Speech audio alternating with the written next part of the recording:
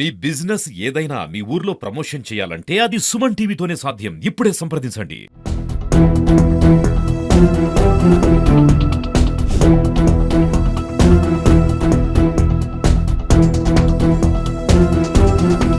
Hi hello నమస్తే, welcome to Suman TV. నేను మీ ముద్దం విక్రమ్. ప్రస్తుతం నిర్మల్ జిల్లా కేంద్రంలో ఉన్నాము. ఇక్కడ నిర్మల్ జర్నలిస్ట్ సోదరులందరూ ఇళ్ల స్థలాల కోసం రోడ్డు నెక్కరనే చెప్పవచ్చు.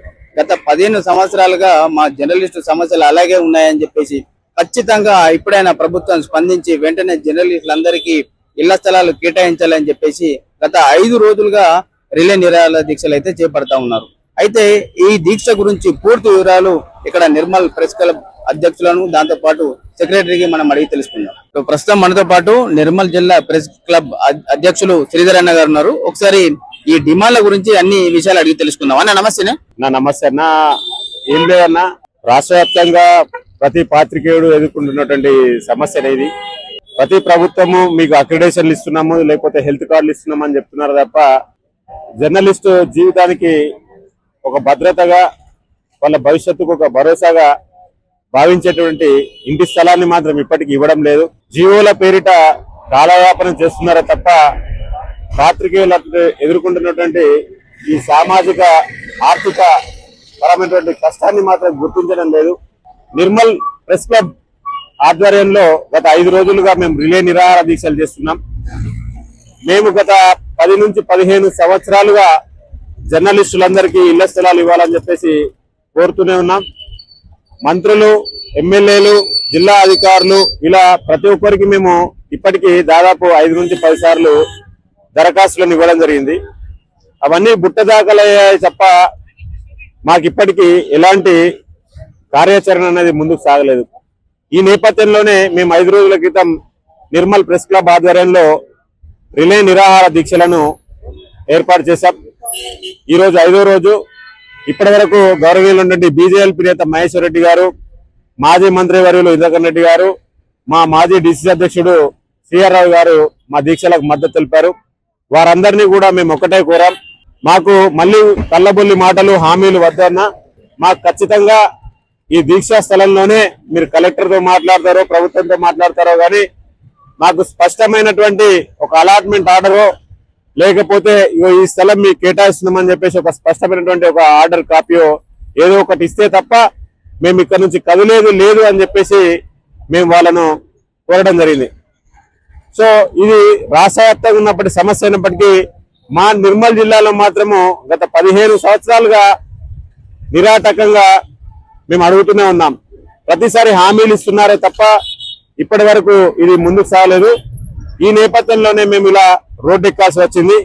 సో దయచేసి ఇప్పటికైనా కూడా మా న్యాయమైనటువంటి డిమాండ్ను తొందరగా పరిష్కరించాలని చెప్పేసి మేము విన్నవిస్తున్నాం. ఇప్పుడు ఈ ప్లాట్ల గురించేనా ప్లస్ దాంతో పాటు ఈ ఆరోగ్య హెల్త్ కార్డు గురించి కూడా మీరు ఇప్పుడు ధర్నా చేస్తున్నారు అన్న? ప్రభుత్వము ఇప్పటికే అక్రిడేషన్ కార్డులు, హెల్త్ కార్డులు జారీ చేసిందన్న. హెల్త్ కార్డు అనేది కూడా ఇంప్లిమెంటేషన్ అవుతుంది, కొన్ని చోట్ల కావట్లేదు. దాని విషయంలో కూడా మేము భవిష్యత్తులో మున్ముందు మేము పోరాటం చేస్తాం. అలాగే మాతో పాటు డెస్క్ జర్నలిస్టులకు కూడా మాతో సమానంగా అక్రిడేషన్ కార్డులు ఇవ్వాలని చెప్పేసి ప్రభుత్వాన్ని మేము వినవిస్తున్నాం అన్న. మీ తదుపరి కార్యాచరణ ఎలా ఉండబోతుంది దాని గురించి ఒకసారి చెప్పండి. మాది ఏకైక ఎజెండా అన్న, సింగిల్ లైన్ ఎజెండా, మాకు ఇళ్ల స్థలాలు ఇవ్వాలనేదే. దానికోసమే మేము రిలే నిరాహార దీక్షలను చేపట్టాం. మా యొక్క సమస్య ఒక కొలిక్కి వచ్చేదాకా, పరిష్కారం అయ్యేదాకా ఇదే విధంగా రిలే నిరాహార దీక్ష కొనసాగుతుంది. ప్రతిరోజు ఉదయం 10 గంటల నుంచి 2 గంటల వరకు మా వినూత్న నిరసనలు మేము మున్ముందు చేపడతామన్నా.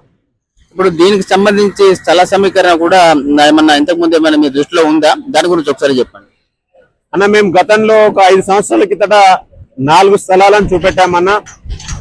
అవన్నీ కూడా నెల 2 నెలల వ్యవధిలోనే కబ్జాలకు గురి కావడం లేదా ఇతర సంఘాలకు అలాట్ చేయడం అనేది జరిగింది. ఈ నేపథ్యంలోనే ఈసారి మేము రిలే నిరాహార దీక్షలతో ఒక ఉద్యమంగా దీన్ని చేపట్టడం జరిగిందన్న. ఈసారి అలా కాకుండా అంటే మాకే సపరేట్ ఒక స్థలం కేటాయించి ఈ జర్నలిస్టుకి అలాట్ చేయబడ్డా అని చెప్పేసి ఒక అధికారిక పత్రాన్ని ఇవ్వాలని చెప్పేసి మా యొక్క డిమాండ్ అన్న. ఇప్పుడు మనతో పాటు Nirmal press club general secretary Lakshminarayana గారు ఉన్నారు. ఒకసారి అన్నతో అన్ని విషయాలు మనం ఒకసారి చర్చిద్దాం. అన్న చెప్పండి అన్న. ఒకటే ప్రధాన సమస్య ఇళ్ల స్థలాలు. అధికారులం కానీ నాయకులం కానీ ఒక మంచిగా 5 ఎకరాల భూమి అడుగుతలేము, ఏమవుతున్నది పెద్ద పెద్ద సినీ ఫీల్డర్లకు కానీ క్రికెటర్లకు కానీ వాళ్ళకి వీళ్ళకు వాళ్ళని పిలిచి గౌరవించి 5 ఎకరాలు కోట్ల విలువ చేసే భూములను వాళ్ళకి ఇస్తారు. రాత్రి అనక పగలనక పిచ్చోలాగా రోడ్ల మీద తిరుగుతాము. మాకు కనీసం చిన్న ఇళ్ల స్థలాలు కూర్చోలేరు. ఈ రాష్ట్రం మొత్తం ఉన్నది. ముఖ్యంగా నిర్మల్ వంటకేస్తే చాలా మంది పేద కుటుంబాలు ఉన్నాయి. చాలా మంది వాళ్ళు అసలు స్కూల్లో ఫీజులు కడదామంటే కూడా 50% ఇస్తున్నామని చెప్పి అంటున్నారు. అది కూడా ఇస్తలేదు స్కూళ్ళకు. మా పిల్లలకు చదువుకునే పిల్లలకు చాలా మంది ఉద్యోగాలు లేక పొట్టగుడ్డి కోసం వాళ్ళు చెప్పుకుంటే అసలు చాలా ఘోరమైన పరిస్థితులు ఉంటుంది. ఏ రాత్రి అంటే ఆ రాత్రికి పోతాము, ఇంత తిరుగుతాం. మరి కనీసం అంతా అధికారులు ఉన్నారు, నాయకులు ఉన్నారు, మమ్మల్ని వాడుకుంటారు. కానీ కనీసం ఒక ఇళ్ల స్థలం ఇవ్వడానికి ముందుకు రావడం లేదు. 15 సంవత్సరాల నుంచి ఫైట్ చేస్తున్నాం మేము. ఇప్పటికి కూడా మా గురించి కనీసం ఆలోచించడం లేదు. ఒకటే, దయచేసి మాకు ఆ ఇళ్ల స్థలాలు ఇప్పిస్తే బాగుంటుందని కోరుకుంటున్నాం. ఇప్పుడు ఇళ్ల స్థలాలేనా, దాంతో పాటు హెల్త్ కార్డులు వాటి గురించి కూడా మాట్లాడు. హెల్త్ కార్డులు అయితే అది కూడా ఒక పెద్ద సమస్య అండి మాకు. రోడ్డు ప్రమాదాలు ఎంతో మంది చనిపోయారు, హెల్త్ ఇష్యూస్ తో ఎంతో మంది అదైనరు.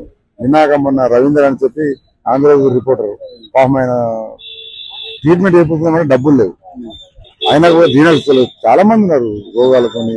వాళ్ళకు డబ్బులు హెల్త్ కార్డులు ఉంటే మాకు 50% న్యాయం జరుగుతుంది. ప్రభుత్వం కూడా ఆలోచించి హెల్త్ కార్డులు ఇస్తే, ఇళ్లతో పాటు హెల్త్ కార్డులు ఇస్తే కూడా చాలా బాగుంటుంది.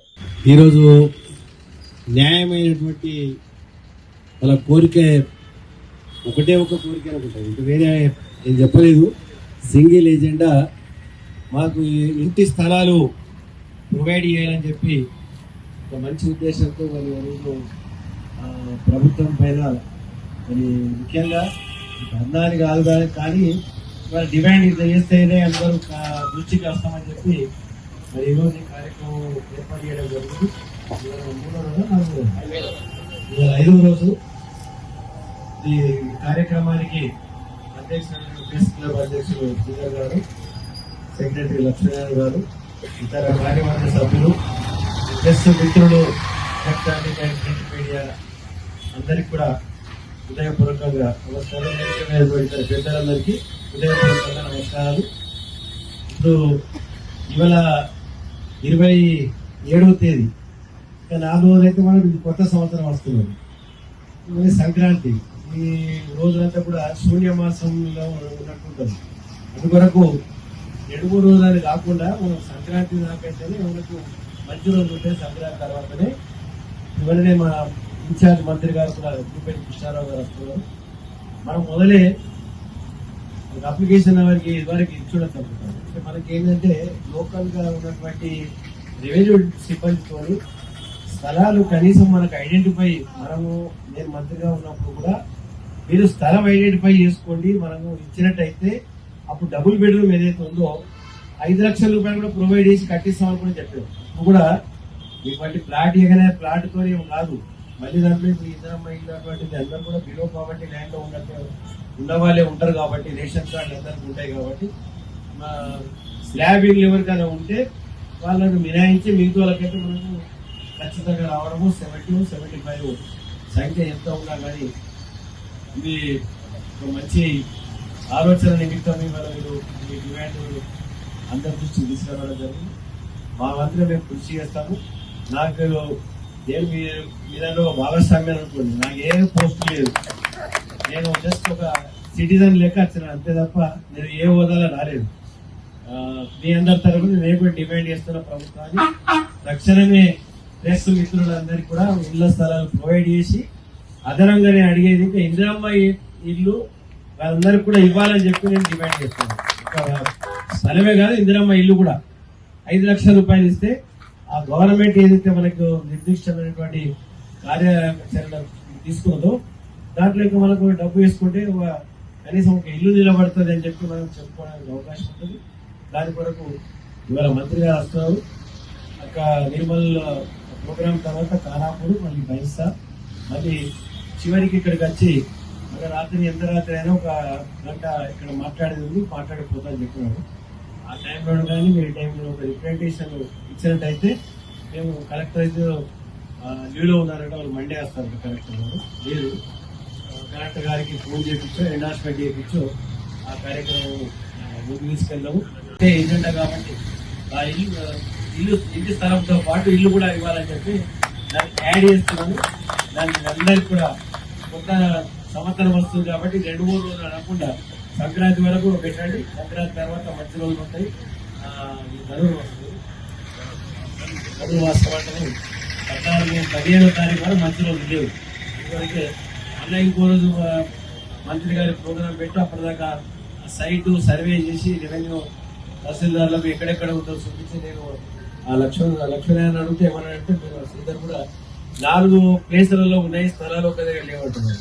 నాకు కూడా తెలుసు, ఎందుకంటే నిర్మల్లో మనకు అక్కడ ఆస్వాబాదు, ఆదిలాబాదు ఆ ప్రాంతాలు ఎంత గవర్నమెంట్ స్థలం అంటే అంత దొరుకుతుంది. మన ముఖ్యంగా మనకు నిర్మల్ ఒకటి, మంచిర్యాలలో స్థలం దొరుకుతుంది కష్టం.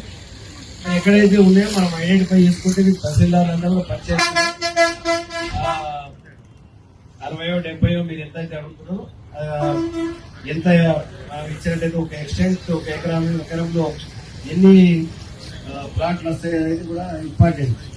మరి వాళ్ళు ఒక ఎకరంలో మరి నాకు తెలిసే మటుకు 12 ఇళ్ళు వస్తాయి, 15 కంటే ఎక్కువ రావు.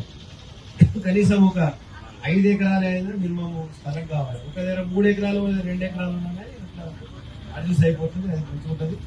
ఇవ్వాలని తహసీల్దార్కి చెప్పి వెంటనే ఇది స్థల సేకరణ కార్యక్రమం మొదలు పెట్టమని చెప్పి నేను మంత్రి గారికి చెప్తాను. మీరందరూ కూడా ఒక మంచి కార్యక్రమం నూతన సంవత్సర అడ్వాన్స్ శుభాకాంక్షలు తెలియజేస్తాను. ఇకనైనా ప్రభుత్వం వెంటనే స్పందించి జర్నలిస్ట్ సోదరులందరికీ ఎవరైతే అర్హులు ఉంటారో వాళ్ళందరికీ ఖచ్చితంగా ఇళ్ల స్థలాలు కేటాయించాలని, దాంతో పాటు ముఖ్యంగా హెల్త్ కార్డు కూడా కేటాయిస్తే వాళ్ళకు న్యాయం చేసిన వాళ్ళు అవుతారని చెప్పేసి ఈ సందర్భంగా మేము తెలియజేస్తా ఉన్నాము. ఈ రోజు దాదాపు ఇది రిలే నిరాహార దీక్ష చేయబట్టి 5 రోజులు అవుతుంది. ఈ 5వ రోజు నల్ల షర్టు ధరించి ఇక్కడ నిరసన తెలుపుతా ఉన్నారు. ఖచ్చితంగా ప్రభుత్వం వీటిపైన దృష్టి సారించి ఈ జర్నలిస్టు సోదరుల సమస్యలు వెంటనే క్లియర్ చేయాలని చెప్పేసి ఈ సందర్భంగా మేము సుమన్ టీవీ తరఫున మేము కోరుతా ఉన్నాం.